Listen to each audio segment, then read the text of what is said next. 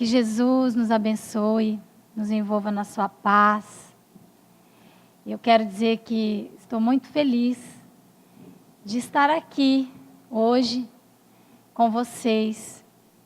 Eu que estou há 34 anos lá no norte do Brasil, sinto muita saudade do sul às vezes, e também só pedindo nesse momento pelos nossos irmãos que estão em tanto sofrimento, 2.100 famílias que perderam tudo nas enchentes, e as notícias elas não chegam na sua intensidade por aqui, então a gente pede as orações de todos nós.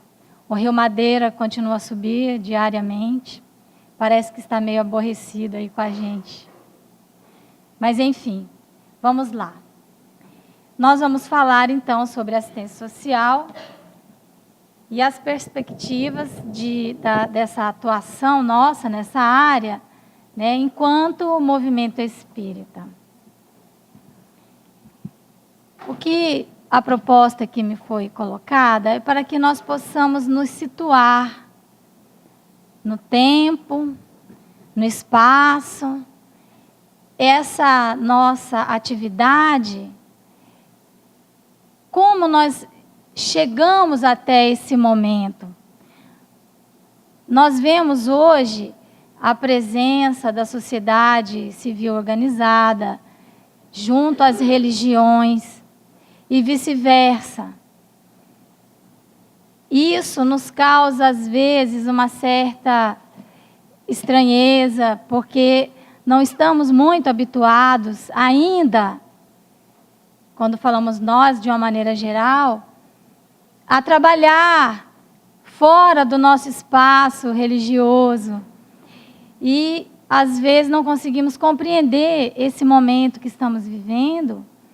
Então, a ideia é que nós venhamos a nos situar a razão pela qual esse momento está acontecendo.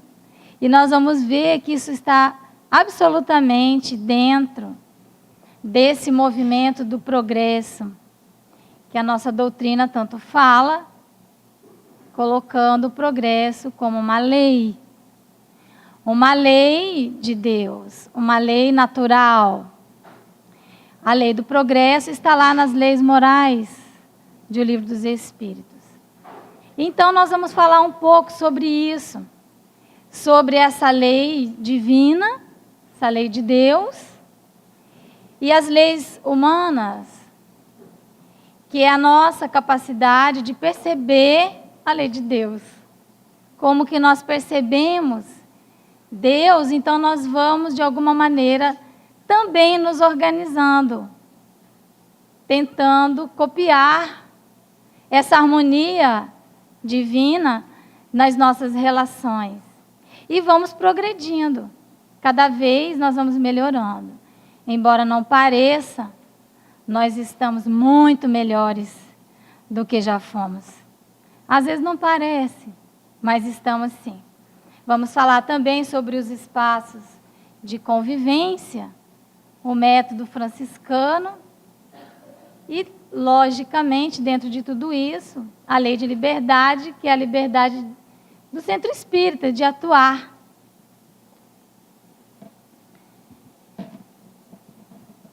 Para entendermos a lei humana, nós temos que pensar na lei divina. Nossa, mas como assim?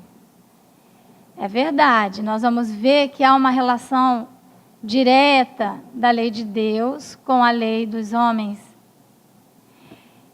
Nós aprendemos na faculdade, quando vamos fazer o curso de Direito, que existe um direito chamado direito natural. Ele é a fonte primária e absoluta de todo o direito. Isso é pacífico na academia.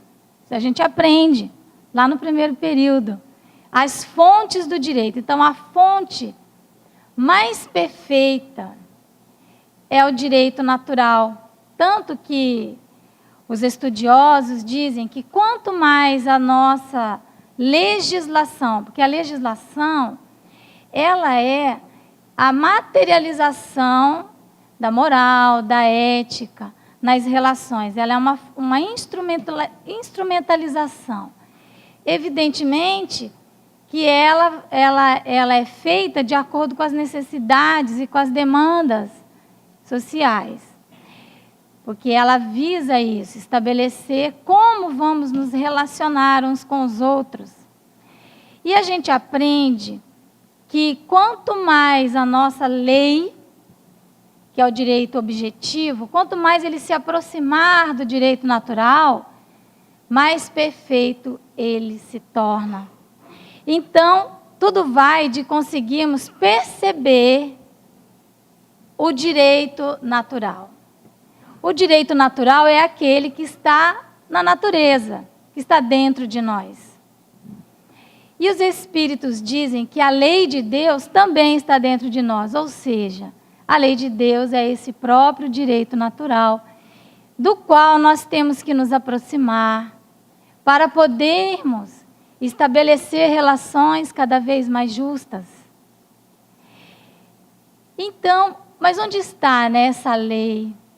E os Espíritos dizem que ela está escrita na consciência. Bom, ela está escrita na consciência. Então, nós temos que, antes de mais nada, procurar essa lei para poder, quando nós entendemos a fonte de tudo, fica fácil nós nos situarmos hoje, no momento que nós estamos vivendo. E para onde estamos caminhando.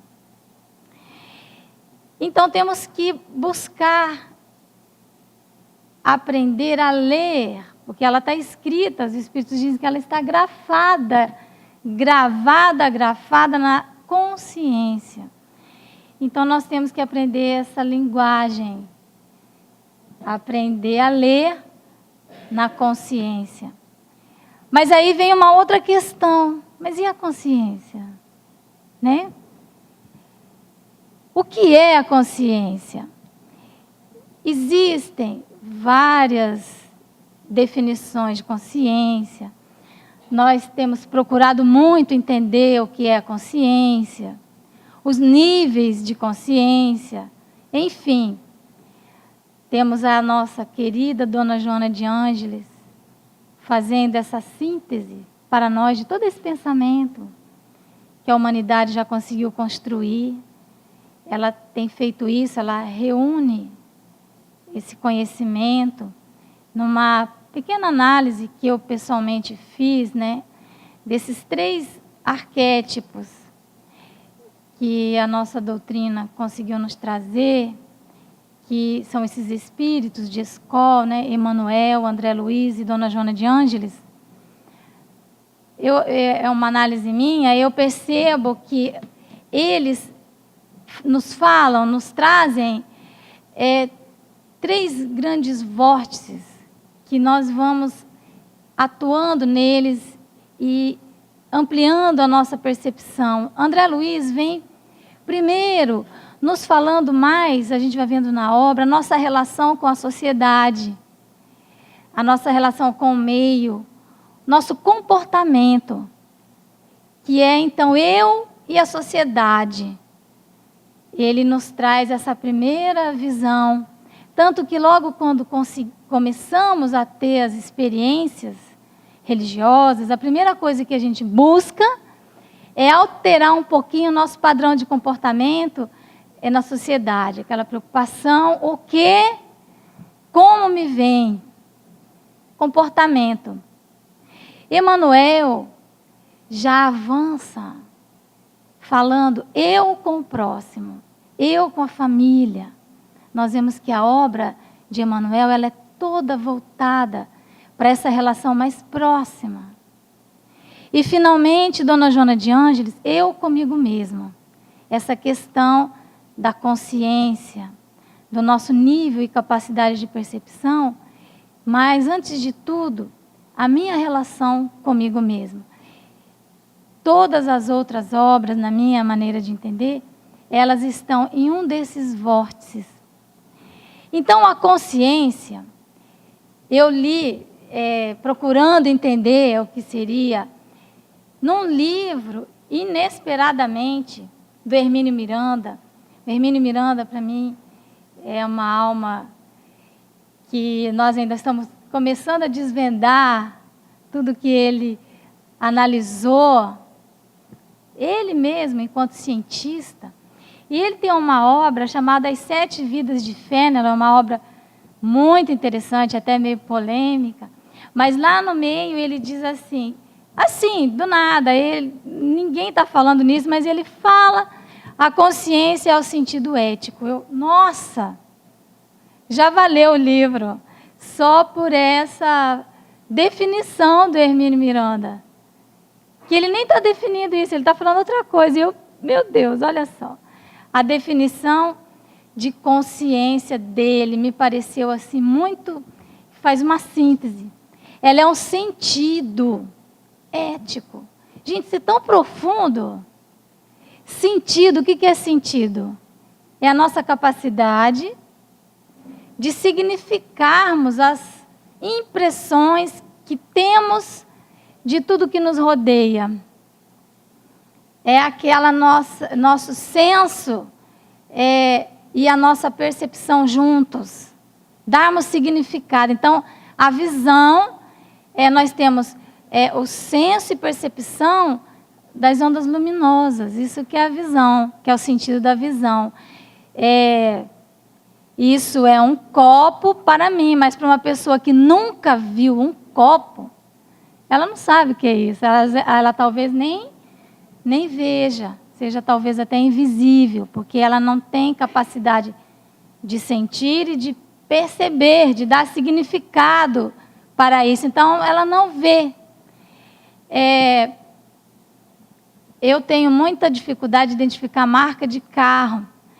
Então, quando às vezes eu compro um carro diferente, aí eu começo a ver, nossa, quanto carro dessa marca. Não é isso, sempre teve o mesmo número de carro daquela marca. É porque aí você passa a perceber que aquilo existe. Então, tudo na nossa vida é assim. Tudo já existe, tudo já está disponível. Apenas nós não conseguimos acessar isso, porque não percebemos, não temos como significar isso em nós. Então, a consciência é esse sentido da ética, é essa nossa capacidade de percebermos a ética. Mas, como que nós vamos saber o que é a ética? Nós temos que ter uma definição também de ética. Então, a nossa consciência, ela é essa estrutura que nos permite, quanto mais ela se expande, entender a ética, do qual nós temos alguns especialistas aqui, mas eu tenho também uma definição meio pessoal de ética, pelas análises que a gente faz. A ética, o que seria a ética? Porque tem tantas éticas, tantas morais, de acordo com a percepção de cada um. Nós vamos modificando também, né, a nossa forma de enxergar. Então, a ética, ela pode também ser conceituada como a nossa capacidade de percebermos o bem, mas o bem com letra maiúscula. Então, a consciência, ela nos permite perceber cada vez mais o bem com B maiúsculo, porque tem o bem com B minúsculo. Eu sou advogada e eu sei muito bem o que é o bem com B minúsculo. O bem com B minúsculo, ele é um valor que nós atribuímos a algo ou a alguma coisa. Então, cada um tem lá seus valores. Então, o que é um bem para mim, de repente, nem é um bem para outra pessoa. Mas a ética, então, ela deve, no meu entendimento, absorver esses três conceitos. O bem com B minúsculo,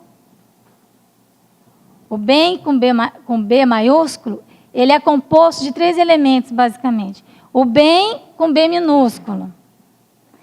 Ou seja, algo que tenha um valor, qualquer que seja esse valor. Mas, para estar no mundo da ética, esse bem, ele também tem que ser bom. E o que seria bom? Bom, só Deus, né? Então, disse Jesus. Mas nós temos que estabelecer aí um parâmetro de bom para nós, na nossa faixa evolutiva.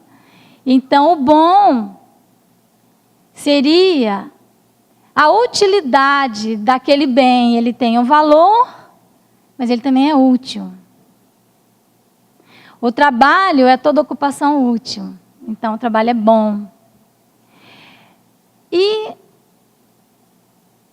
o belo. Então, a ética seria essa reunião desses três elementos. O bem, com B minúsculo, o bom e o belo. E o que seria o belo? O belo, o que é ser belo? Não é igual bonito, né? O belo também, segundo os espíritos mesmo, nos definem, aqueles que estudam mais isso, a arte. O belo é a harmonia. Nós mulheres, às vezes, na busca da beleza, vamos perdendo a harmonia. Tem que ter cuidado, aí não fica bela. Fica com uma parte bela, mas quando ela está no contexto, ela perde a harmonia. Então, a gente tem que ter cuidado para mantermos a harmonia, porque isso que é o belo. Então, o bem com B maiúsculo é a reunião do bem, do bom e do belo. E isso é a ética. Então, a nossa consciência, ela é essa nossa capacidade de percebermos o bem, o bom e o belo. Então, evidentemente, que nós vamos expandindo isso conforme vamos progredindo. É claro que a percepção que nós temos hoje de ética não é a mesma de 10 anos atrás. E nem é a mesma que nós teremos no ano que vem. E nem daqui 2 horas. Porque a nossa consciência, ela vai se expandindo. A dona Joana de Ângeles diz que nós vamos adquirindo níveis de consciência. Então, na área jurídica é a mesma coisa. É absolutamente assim.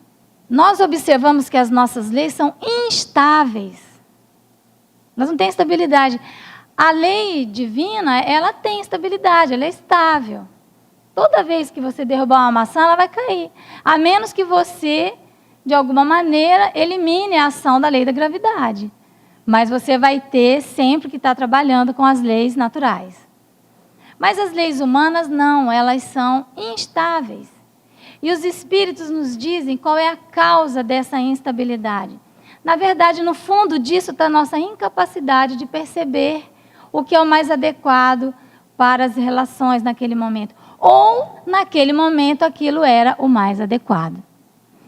Então, quando nós olhamos para trás, quando nós vemos Moisés, às vezes a gente até fica escandalizado.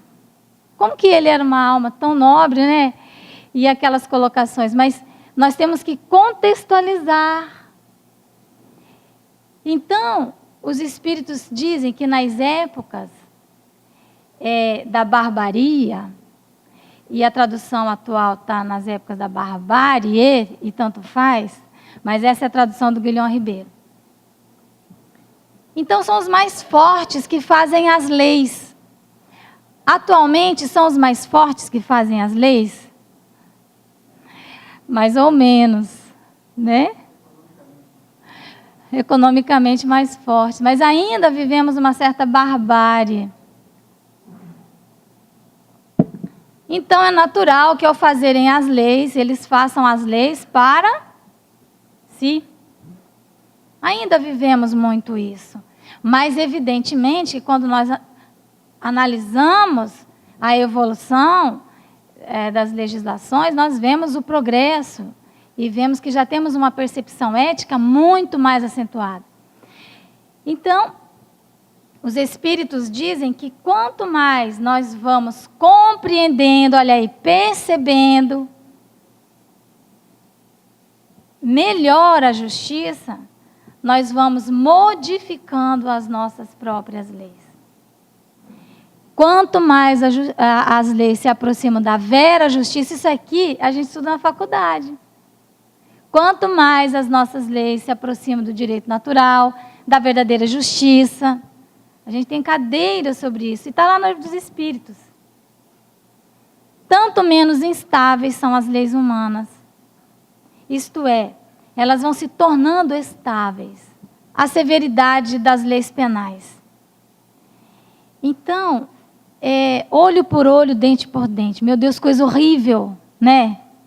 Como é que pode? Gente, olho por olho, dente por dente foi um progresso. Porque sabe como que era? Então, alguém pegou e fez um mal para minha família. Para uma pessoa da minha família. Aí, eu vou lá e dizimo a família inteira. As gerações todas. E estava certo. Todo mundo entendia. Então, quando vem olho por olho, dente por dente, a lei de Talião, é uma evolução. Daqui a algumas décadas, nós vamos olhar para trás, nossa, mas como que podia ter essas penas, esses presídios que nós vemos hoje? E que, por mais que a gente olhe, a gente não percebe a crueldade. Eu digo, existe o bis in idem punitivo, mas não é só bis in idem, é tris, é quatro. Porque a pessoa que está aprisionada, a lei, ela diz assim, que ela está privada da liberdade, é só isso. Nós temos apenas que colocá-la num ambiente onde ela não possa, com a sua ação, agredir a mais ninguém. É só isso que nós temos que fazer com ela, né? Mas não é bem isso que acontece. E nós, então, vemos isso, mas assim ainda com aquele olhar compassivo. Exatamente como as pessoas olhavam para os campos de concentração, eles sabiam o que estava acontecendo lá. Mas fingiam que não estava acontecendo nada. Assim como nós fazemos também. Não só com relação àqueles que sofrem a execução das leis num processo regular, mas todos aqueles que são vítimas da nossa sociedade ainda tão egoísta.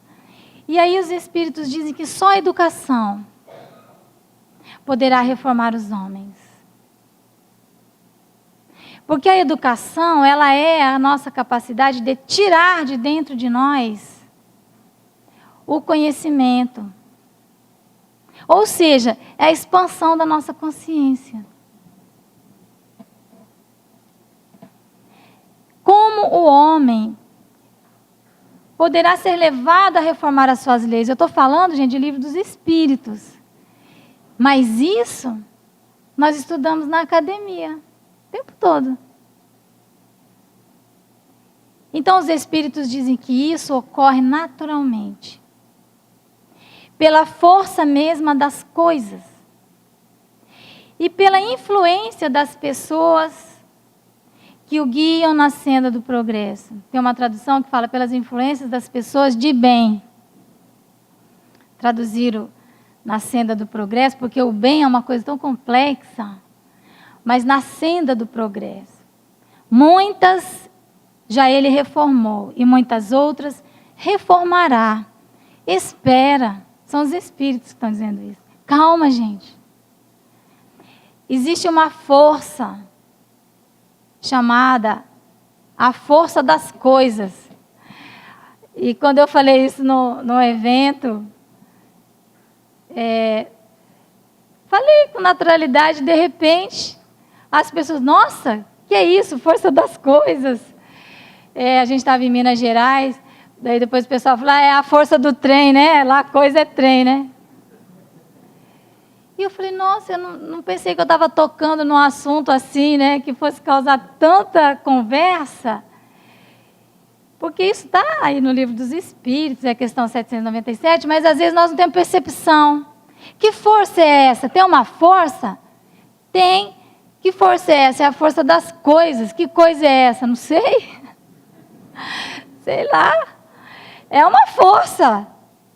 O pessoal da física quântica diz que é a quinta força. O pessoal da biologia diz que tem uma força que a gente não sabe qual é, mas é uma força que agrega, que quando a gente morre, essa força desaparece, desorganiza o corpo. É uma força, né?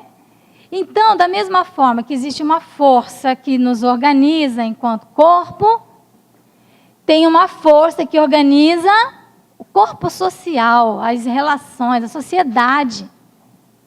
É uma força organizadora. Porque se dependesse de nós, vocês acham que estava organizado? Do jeito que está?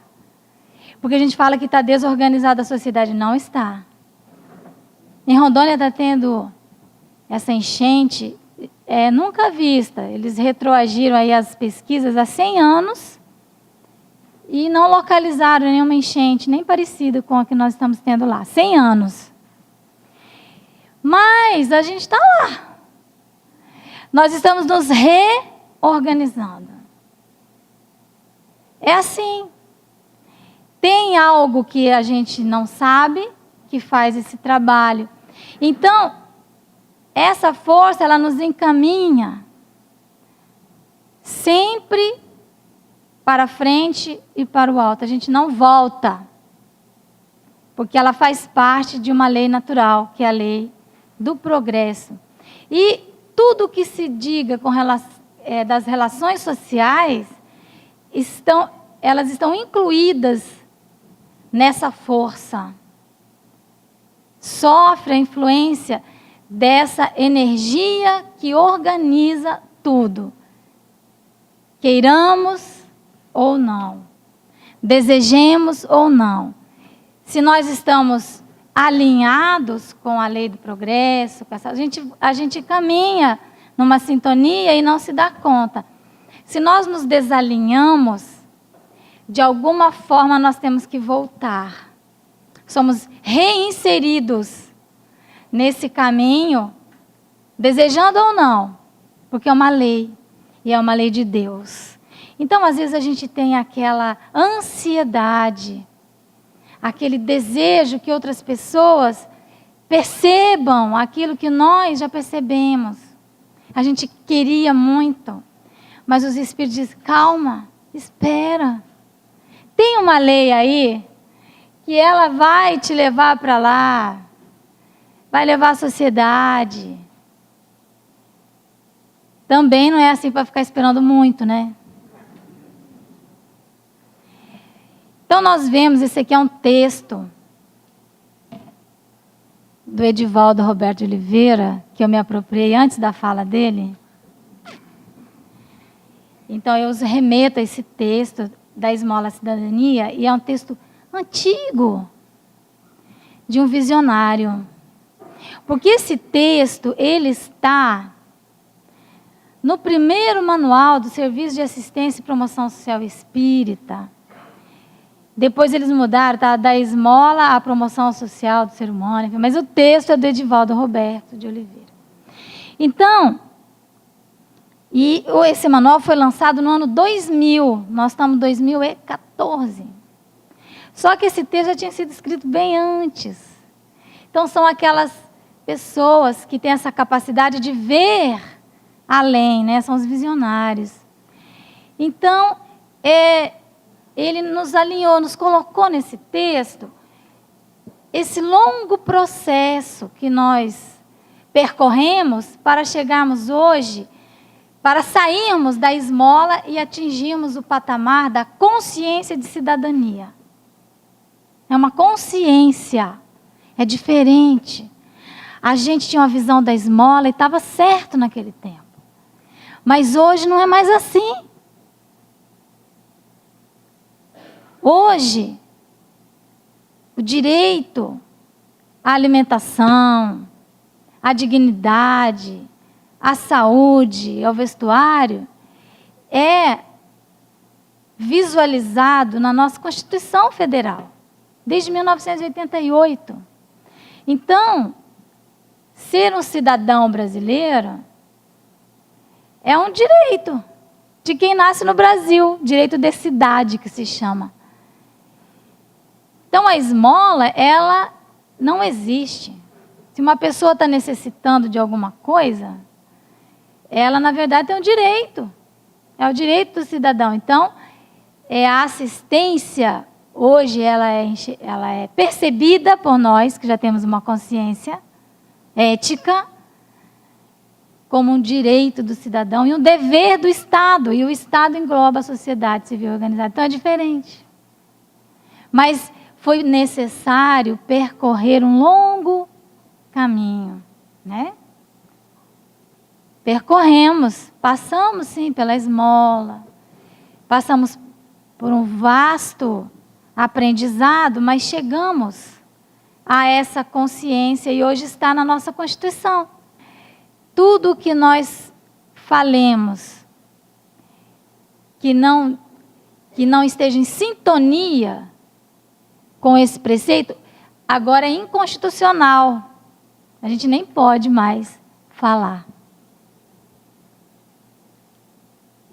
E como que nós vamos alinhar a realidade com o que a nossa Constituição Federal nos coloca como sendo direito?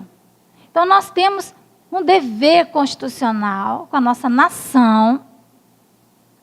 E quando a gente olha,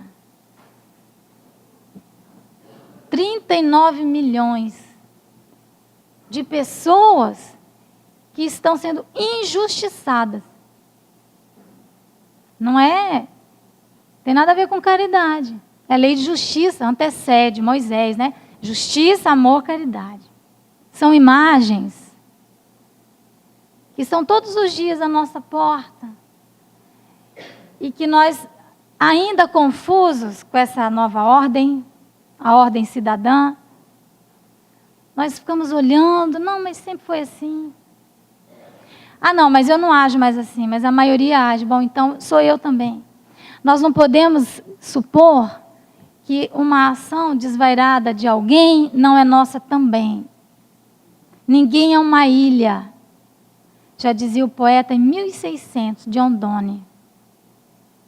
Os sinos dobram por nós. Não pergunte nunca por quem os sinos dobram, né? Então, enquanto houver fome, eu sou um injusto. Sou eu faço parte da sociedade. Eu sou a sociedade. Eu sou muito sensível às crianças. Essa imagem, ela me comove tremendamente. E nós precisamos nos permitir comover. Porque a nossa emoção, ela é a forma mais eficaz de acessarmos o conhecimento. Por isso, Jesus traz para nós um método de acessarmos o conhecimento, de expandirmos a nossa consciência. A gente fala muito em amor, em amar, em fazer o bem, mas é como. Então, Jesus, ele nos traz o que os acadêmicos, é uma palavra complicada, chamada epistemologia. Vou botar até o nome no filho, né? Epistemologia. Mas epistemologia é o estudo do método da construção do conhecimento. Como que que método eu uso para acessar o conhecimento? Basicamente é isso que é epistemologia. E Jesus trouxe isso para nós, que a gente poderia chamar a epistemologia cristã, do Cristo. Como acessar o conhecimento? E é através da emoção. Ele coloca isso para nós, através do amor, mas através da experiência, do viver. Jesus não diz que é lendo num livro. Ninguém vai aprender o gosto de uma laranja só porque leu num livro. Nós temos que experienciar. Tanto que Jesus, ele coloca assim, ó. Eu não vim destruir a lei, eu vim cumprir. Eu vim experienciar, eu vim viver com vocês. E o sentir é uma forma de acessar, porque nós vamos estar trabalhando com um equipamento chamado intuição. E a intuição, ela não é igual ao intelecto. Ela é diferente. Você sabe e pronto. É quando cai a ficha, é o momento que a nossa consciência se expande. Então, nós temos, nesse processo, 3 modelos de assistência social. E esses 3 modelos serão muito bem analisados pelos nossos companheiros que virão após mim. Só lembrando que hoje nós estamos no modelo da proteção social. A nossa consciência ética também nos trouxe o que significa liberdade, que no direito nós estudamos como direito de primeira geração. Reconhecer a liberdade do outro. Igualdade, direito de segunda geração.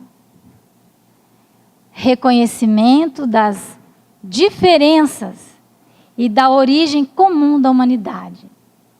Desigualdades se combate. Diferenças se respeita. Isso é um nível de consciência. Nem todo mundo tem. Nós temos lá a Revolução Francesa, liberdade, igualdade e fraternidade. Mas nem eles sabiam do que falavam. A força das coisas nos trouxe esse conceito. E no direito nós estudamos a terceira geração e nós podemos relacionar com fraternidade, que é o reconhecimento. Reconhecer significa nível de consciência, significa percepção da ética, reconhecer o valor de atitude nas relações e na convivência. Daí Jesus, a epistemologia cristã. Experiência, você até vive, você existe, mas você não consegue fraternidade sem você conviver, se você se isolar, se você se insular. Francisco de Assis é o nosso arquétipo da convivência. Poderíamos ficar 2 horas falando e eu não tenho nem 1 minuto para falar do Francisco. Na parábola do moço rico, também nós vemos essa crise que nós estamos vivendo hoje. Olha como essa crise lá do moço rico é atual. Nós não conseguimos ainda dar aquele passo definidor. Hoje, tem alguns visionários que trouxeram para nós essa fraternidade dentro do nosso trabalho e que conseguiram enxergar que precisamos criar espaços para conviver. Eu só estou fazendo um plano de fundo, tá bom? Só isso. Tem gente aqui que fez o livro, então não vou falar. Como que a gente elabora o trabalho de acordo com a epistemologia do Cristo? O método que o Cristo deu para a gente acessar o conhecimento. Ficar lendo livro? Também. Porém, não tanto. Uma prática. Praxis. Estou sendo marxista, não. Cristo, Jesus. Evidentemente, conheceu o Espiritismo.